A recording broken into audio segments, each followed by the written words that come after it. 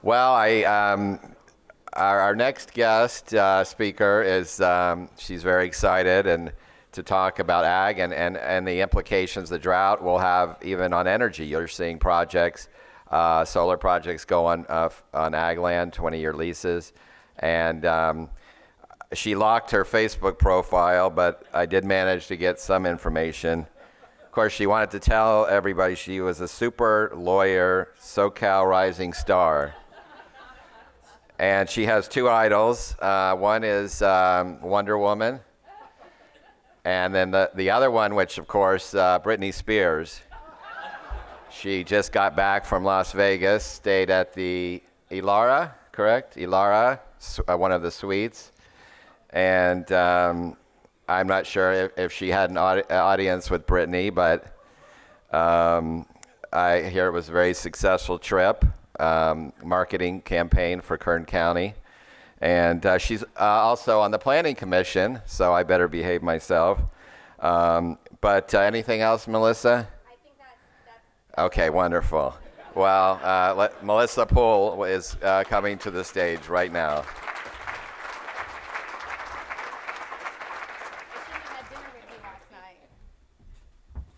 I'm really regretting telling him about my weekend plans.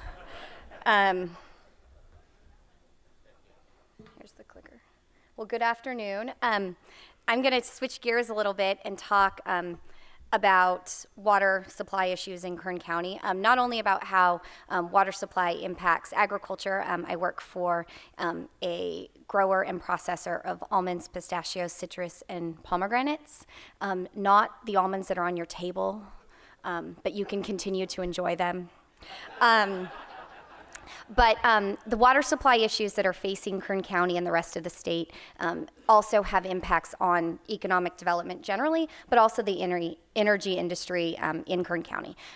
The energy industry is a much smaller user of water, admittedly, but for most of the energy projects, you need some amount of water and you clearly need a reliable water supply. And so what we have been really focused on is improving the reliability of our water supplies. There's only so much we can do to control the weather, but there are things we can do to improve the reliability and the conveyance and the infrastructure to get water here when it actually does rain and snow. So the first thing I wanted to start with, because it's pretty relevant and current, is the voters of California did pass a water bond. Was the election just a week ago? Oh, it seems like it's been so much longer.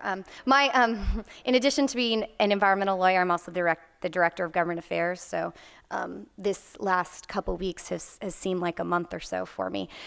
So fortunately, from our perspective, the voters overwhelmingly passed the water bond. The drought worked for us in this situation. I mean, I haven't seen the final numbers because frankly, I stopped caring once it was at about 66%. I figured we were pretty safe, but that's pretty high for a water bond. And so that tells us, and I saw a lot of polling prior to the bond, that people throughout the state are very concerned about the drought and about water supply reliability. Even voters here in fiscally conservative Kern County. It was interesting to see the numbers throughout the state, but Kern County voted overwhelmingly in support of the water bond. So what's in the water bond and when will it be implemented? So this is the first water bond in my lifetime as a voter that is actually contained money to build additional storage. So it contains money to build groundwater storage and surface storage. Now, there's no guarantee that any of those projects will actually be built, but there is money, $2.75 billion, that could be utilized to develop additional storage. There was some discussion of climate change at sort of a global level. From a California water supply perspective, what people tell us it's likely to mean is less snow, more rain, and really more streaky events. And so additional storage is going to be really critical. If we do get less snow, snow is basically California's biggest water supply reservoir that we're reliant upon. And so if we get more rain, we're going to need a place to put it. And so additional storage projects are critically important to improving the reliability of our supplies. In addition, it contains a whole lot of money for other things that can fund really useful projects, both cleaning up contaminated groundwater in rural and in urban communities. Contains money to build integrated regional projects. One of the best examples of that, which has been beneficial for Kern County, is the Cross Valley Canal. We can move water in Kern County from east to west, and that's important. I mean, ultimately we need more water, but we also need to be able to move it where it needs to be. And so the water bond really does have the potential to provide for some critical investments so that we are prepared for the droughts that are likely to come. I'm really hopeful that our early rains are a signal that we're out of this one, but we just have to wait and see. So the big water supply challenges are in Kern County. One, the weather. We can't control the weather, right? But in addition, all of our major water supply sources are somewhat at risk. They're on the Kern River, there are disputes over who's using the water, but also with the challenges in terms of retrofitting Isabella Dam. It hasn't been an issue in the last few years because we haven't had a lot of water in the system. But if we were to get 3 or 4 wet years in a row, the inability to store water to the maximum capacity of Isabella does have downstream impacts. In addition, there are water supply challenges. We get a lot of our water from far, far away. And so we've got to move it from the north of the state to the south of the state. And that has resulted in a number of environmental restrictions, water quality restrictions that impact the reliability of our supplies. For example, this year on the State Water Project, which is the Kern County Water Agency is contracted to receive about 1 million acre feet of water a year, and we got 5% of that.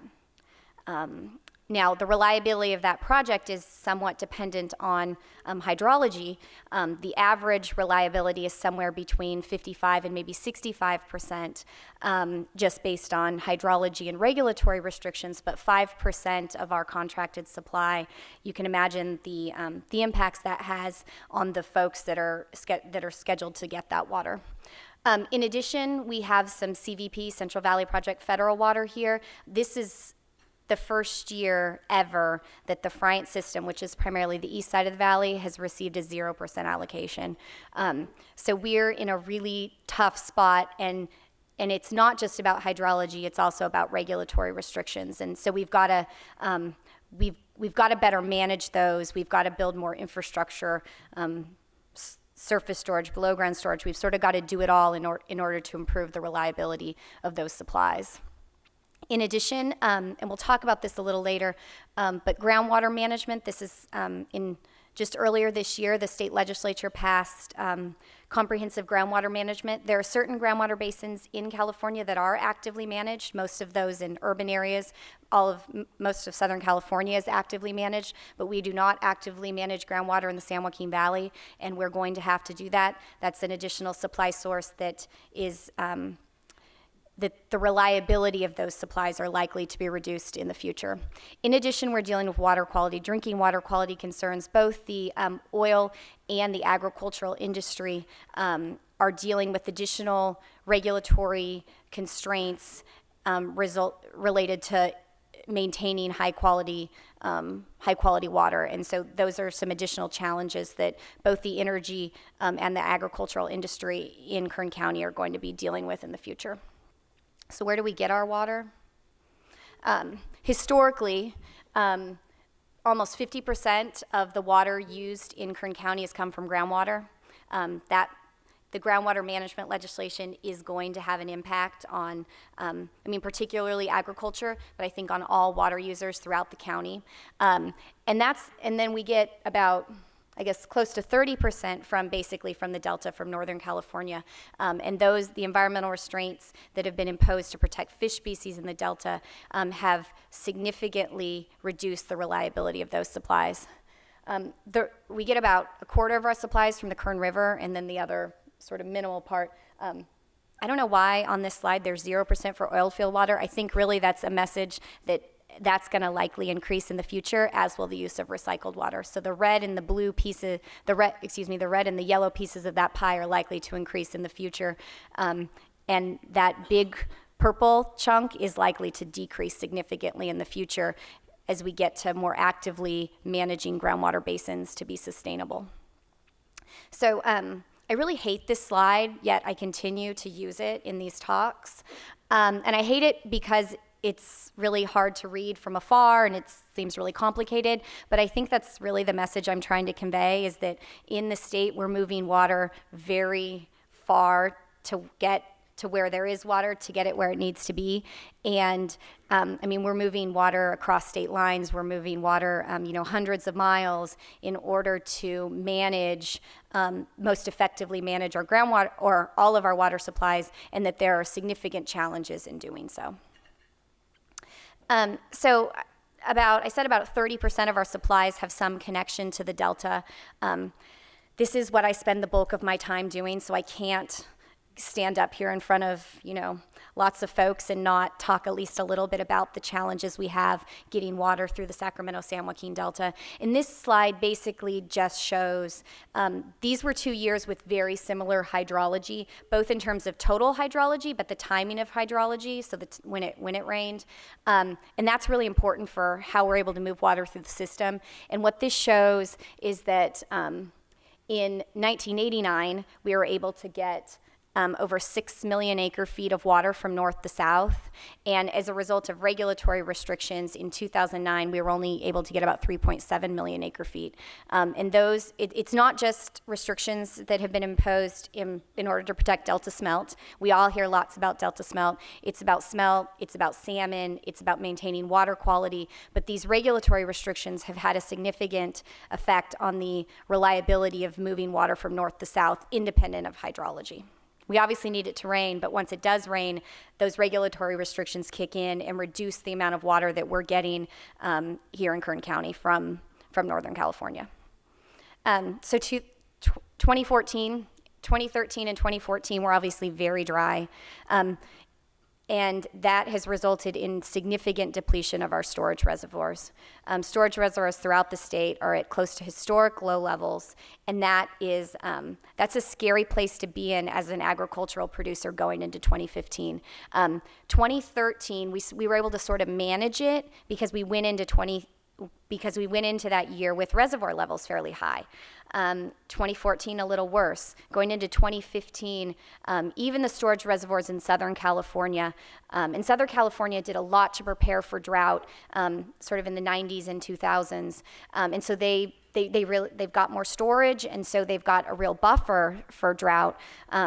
We have done a lot here in Kern County. We do a lot of groundwater banking, which is sort of a savings account for drought, but this is all just to say that we're going into 2015 with very low storage, and we really need it to start raining and snowing. So we talked a little bit about those allocations, and that has had a significant effect on agricultural production in Kern County. Now, like I said, we are fortunate here. We've invested over time in groundwater banking, which, like I said, is a savings account, irrigation efficiency projects. But if you're scheduled to receive 1 million acre feet and you only get 5% of that, that does significantly affect agricultural production. Let's see. So what's the solution to this Delta challenge? The state, Governor Brown is promoting a plan, and I would say that we are generally supportive of this conceptually. This is the peripheral canal, like take 2 or 3 or however you'd want to describe it. The plan is to move water, to change the way we move water through the Delta to minimize impacts on fish species, ultimately to improve the reliability of the system. It's a $15 billion infrastructure project with about $5 or $6 billion additional dollars that need to be spent to improve habitat in the Delta. It's going to take, as you can imagine, a very long time to build. I mean, I'm an optimist by nature, and I say 10 or 12 years, and I even think that seems that seems, strikingly low, just because of the challenges of building such large infrastructure, not only generally the technical challenges, but also the potential legal and political challenges we have to get a project like this done. But we've got to find a way, with the likely impact of reduced groundwater supplies, we've got to find a way to improve the reliability of our imported water. And this is, at this point, likely the best way to do it. So I mentioned groundwater management. I think it's fair to say, whether you like it or not, that historic groundwater legislation was passed last year. It's not going to take effect immediately. 2015, you're not going to see folks that are having to reduce their groundwater pumping, but it does set up a fairly lengthy process to get us to groundwater sustainability. So basins will have to be generally in a sustainable state by 2040. There will have to be plans in place by 2020 for most basins. And for the valley floor of Kern County, that means that we're likely to see some form of restrictions on groundwater pumping going into effect in 2020. Up until then, the state's got a lot to do to tell us what the criteria they're going to apply to our plans, how they're going to look at these plans. And then locally, agencies have a lot of work to figure out how they're going to govern themselves, how plans are going to work together. So we've got a lot to do. If you have any children that are in law school or considering it, I mean, groundwater law is a great career. I can speak to that firsthand. There's going to be a lot of work, both from the technical and legal side, in order to develop these plans and implement them over time. So we talked about groundwater. The water bond's going to be implemented. We're not going to see storage projects built probably in the next 5 or 10 years. I mean, maybe 10 years is optimistic, and there's a potential for it. There's going to be a long process to determine what projects are feasible, what projects provide the best bang for the buck, both the storage projects and the other projects that are going to be funded by the bond.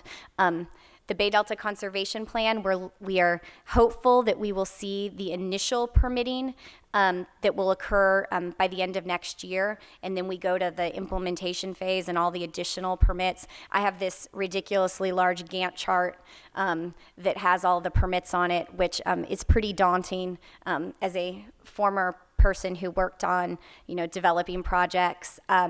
But like I said, it's a project that we think really could, if we can get it permitted, improve the reliability of those supplies.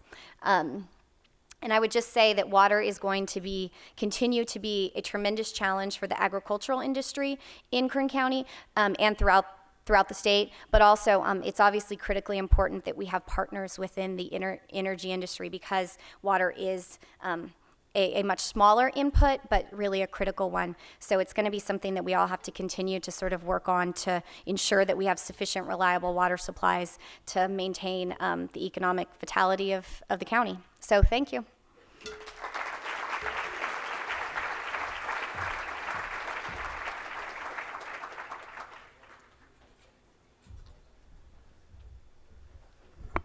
Well, thanks, Melissa. And usually, I mean, the regulatory environment we're facing, and Melissa always calls me and says, "Oops, they did it again." Sorry, that's a Britney Spears song. Sorry. I mean, it's a toxic situation, right? Okay. Anyway, that's all I got for you on that. Okay, well, we're winding down. Even though Lorelei's leaving, she's coming back for the final stage, I hope. Otherwise, I'm going to have to do her report. But I'm excited. Next speaker